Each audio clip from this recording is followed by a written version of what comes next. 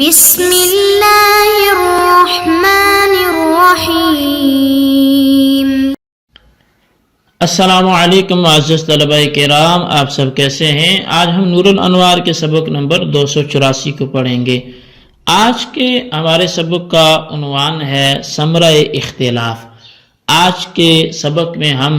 سابقہ دو اسباق سے جو اختلاف صاحبین اور امام اعظم کے درمیان چل رہا ہے اس کا ثمرہ کس صورت میں ظاہر ہوگا اسی حوالے سے پڑھیں گے۔ تو آئیے آج کے سبق کی عبارت پڑھ کے اس کا ترجمہ کرتے ہیں، اس کے بعد پھر وضاحت کی طرف بڑھتے ہیں۔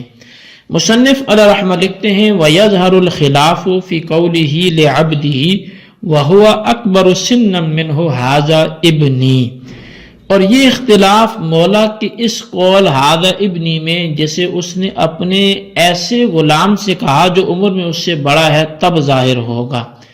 ای تظہر ثمرۃ الخلاف بین ابی حنیفہ وصاحبیہ فی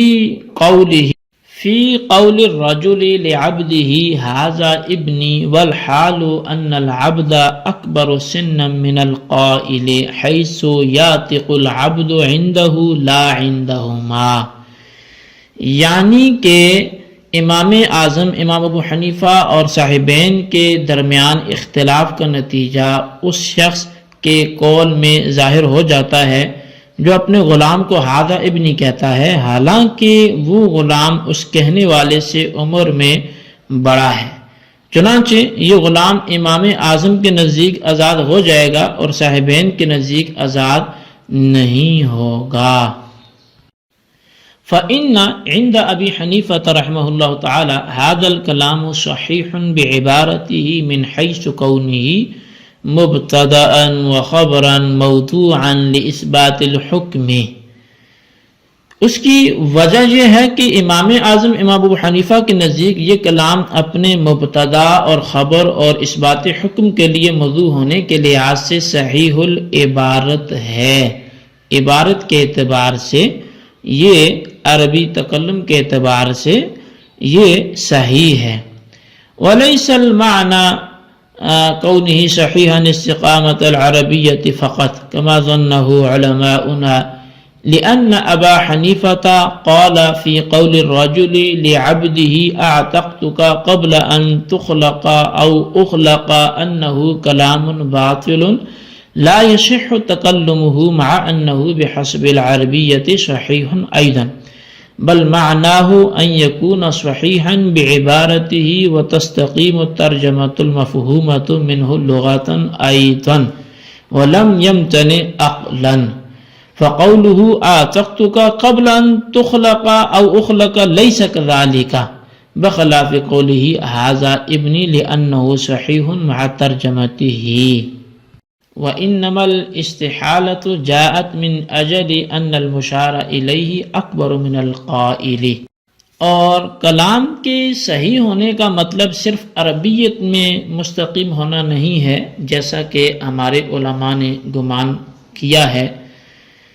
کیونکہ امام اعظم امام ابو حنیفہ نے آدمی کے اس قول کے بارے میں جسے وہ اپنے غلام سے کہتا ہے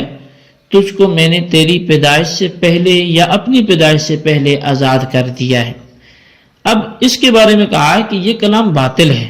اس کا بولنا صحیح نہیں ہے، باوجود اس کے کہ یہ کلام عربیت کے اعتبار سے تو درست ہے، بلکہ کلام کے صحیح ہونے کا مطلب یہ ہے کہ وہ صحیح العبارت ہو اور اس کا ترجمہ جو لغتاً مفہوم ہوتا ہے وہ بھی درست ہو اور عقلاً ممتنع نہ ہو۔ پس قائل کا قول اعتقتک قبل ان اخلق او تخلق ایسا نہیں ہے، برخلاف اس کے اس قول ھذا ابنی کے، اس لیے کہ وہ مع ترجمہ صحیح ہے اور استحالہ صرف اس لیے آیا ہے کہ مشار الیہ قائل سے بڑا ہے۔ ولہذا لو قال العبد الاکبر منی ابنی لغا ھذا الکلام، فإذا كان قوله هذا ابني صحيحا من حيث العربية والترجمة وكان المعنى الحقيقي محالا بالنظر إلى الخارج شير إلى المجاز لئلا يلغ الكلام وهو العتق من حين ملكه، لأن الابن يكون حرا على الأب دائما وعندهما لما كانت الخلفية في الحكم وكان إمكان المعنى الحقيقي شرطا لصحة المجاز لغا هذا الكلام لأن البنوة من الأصغر سنا لا يمكن حتى يحمل على المجاز الذي هو العتق. اسی وجہ سے اگر قائل نے العبد الاکبر منی ابنی کہا تو یہ کلام لغو ہو جائے گا. بس جب اس کا قول حاضہ ابنی عربیت اور ترجمہ کے لحاظ سے صحیح ہے اور امر خارج کے اعتبار سے حقیقی معنی محال ہیں تو مجاز کی طرف رجوع کیا جائے گا تاکہ کلام لغو نہ ہو، اور مجازی معنی مالک ہونے کے وقت سے اتقے ہیں، اس لیے کہ بیٹا باپ پر ہمیشہ آزاد ہوتا ہے اور صاحبین کے نزدیک خلیفہ ہونا چونکہ حکم میں ہے اور صحت مجاز کے لیے معنی حقیقی کا ممکن ہونا شرط ہے، اس لیے یہ کلام لغو ہو جائے گا کیونکہ عمر میں چھوٹے سے بنوت ناممکن ہے حتیٰ کہ محمول کیا جائے اس مجاز پر کہ وہ اتق ہے.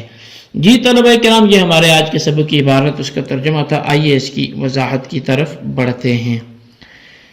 مصنف منار نے کہا کہ امام اعظم امام ابو حنیفہ اور صاحبین کے درمیان مجاز کی جہت خلفیت میں جو اختلاف زیب کرتاس کیا گیا ہے اس کا ثمرہ اس مثال میں ظاہر ہوگا کہ ایک شخص نے اپنے غلام کی طرف اشارہ کرتے ہوئے فرمایا کہ حاذا ابنی، یہ میرا بیٹا ہے، حالانکہ غلام جو مشار الیہ ہے وہ عمر میں مولا سے بڑا ہے یا عمر میں مولا کے مساوی ہے. تو اس صورت میں حضرت امام اعظم کے نزدیک مذکورہ غلام آزاد ہو جائے گا اور صاحبین کے نزدیک آزاد نہیں ہوگا. اچھا، امام صاحب کے نزدیک اس لیے آزاد ہو جائے گا کہ ان کے نزدیک مجاز کی طرف رجوع کرنے کے لیے عربیت اور ترکیب نحوی کے اعتبار سے حقیقت کلام کے تکلم کا صحیح ہونا یہ ضروری ہے، اور مذکورہ کلام حاذا ابنی ترکیب نحوی یعنی مبتدا و خبر اور اس بات حکم کے لیے موضوع ہونے کے اعتبار سے بالکل درست ہے اور اس کا تلفظ بالکل صحیح ہے. شارح منار صاحب نور الانوار کہتے ہیں کہ تکلم بالحقیقت کے صحیح ہونے کا مطلب صرف عربیت اور ترکیب نحوی میں صحیح اور مستقیم ہونا نہیں ہے جیسا کہ ہمارے حنفی علماء کا خیال ہے. اور دلیل اس کی یہ ہے کہ اگر کسی نے اپنے غلام سے کہا کہ میں نے تجھے تیری پیدائش سے پہلے ہی یا اپنی پیدائش سے پہلے ہی آزاد کر دیا ہے تو حضرت امام صاحب نے فرمایا کہ یہ کلام باطل ہے، اس کا بولنا درست نہیں ہے، حالانکہ یہ کلام عربیت اور ترکیب نحوی کے اعتبار سے درست ہے. پس عربیت اور ترکیب نحوی کے اعتبار سے درست ہونے کے باوجود امام صاحب کا اس کلام کو باطل اور لغو قرار دینا اس بات کی دلیل ہے کہ کلام کے صحیح ہونے کا مطلب صرف عربیت میں مستقیم ہونا نہیں ہے، بلکہ کلام کے صحیح ہونے کا مطلب یہ ہے کہ وہ صحیح العبارت ہو، یعنی ترکیب نحوی کے اعتبار سے درست ہو اور اس کا جو ترجمہ لغتاً مفہوم ہوتا ہے وہ بھی درست ہو، عقلاً ممتنع اور ناممکن نہ ہو. اور قائل کا مذکورہ کلام اعتقتک قبل ان تخلق یا ان اخلق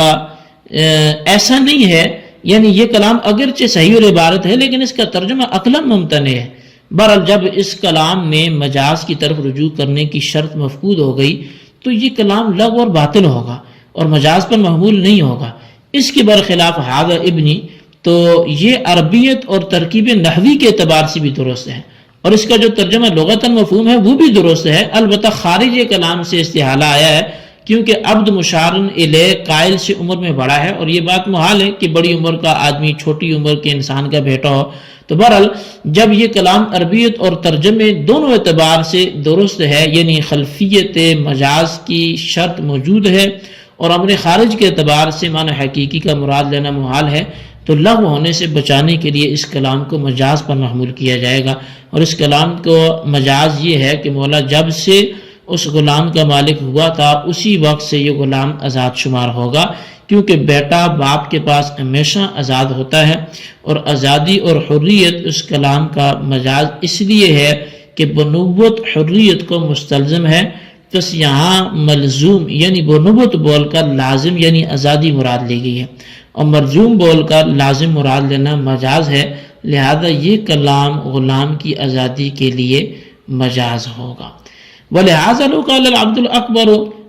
الْأَكْبَرُ مِنِّي ابنی سے شارح نے فرمایا کہ کلام کو مجاز پر محمول کرنے کے لیے چونکہ یہ بات ضروری ہے کہ وہ کلام صحیح العبارت ہو اور اس کا ترجمہ درست ہو، عقلاً ممتنع نہ ہو، اس لیے اگر مولا نے یوں کہا کہ العبد الاکبر منی ابنی کہ مجھ سے جو بڑا غلام ہے وہ میرا بیٹا ہے، تو یہ کلام لغو ہو جائے گا کیونکہ یہ کلام اگرچہ صحیح العبارت ہے لیکن اس کا ترجمہ عقلاً ممتنع ہے، اور ترجمہ عقلاً ممتنع اس لیے ہے کہ یہ بات ناممکن ہے کہ عمر کے اعتبار سے بڑا آدمی کسی کم عمر کے آدمی کا بیٹا ہو۔ بس اس کلام میں چونکہ خلفیت مجاز کی شرط موجود نہیں ہے،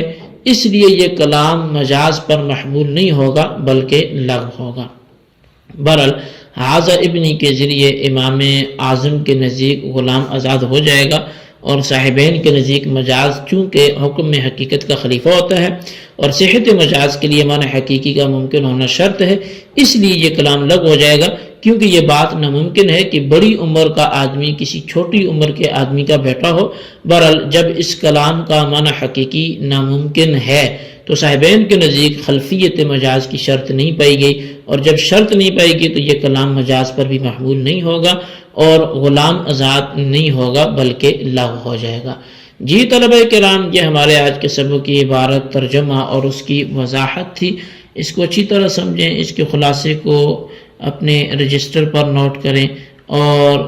اس اختلاف کا سمرہ آپس میں دہرائیں اور اس سمرے کو لکھیں۔ اللہ تبارک و تعالیٰ سے دعا ہے جو کچھ ہم نے پڑھا سنوں سے یاد رکھنے کی توفیق نصیب فرمائے۔ آمین بجاہ نبی الامین صلی اللہ علیہ وسلم۔